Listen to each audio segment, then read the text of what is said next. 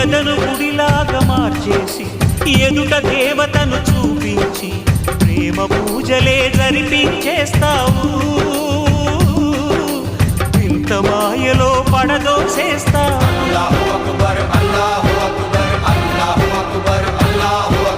బ్రతుకు హారతిగా వెలిగించి వెతల పాత్రలో కరిగించి వెలుగు రేఖలను నిలువున కోస్తావు.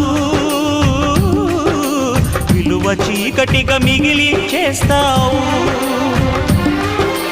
నిండు ప్రాణాలు కదిలిపోతుంటే కంటి నీటితో కాల్చేవు. బండరాయిలా నువ్వుంటావు కనుకనే బాధపడలేవు.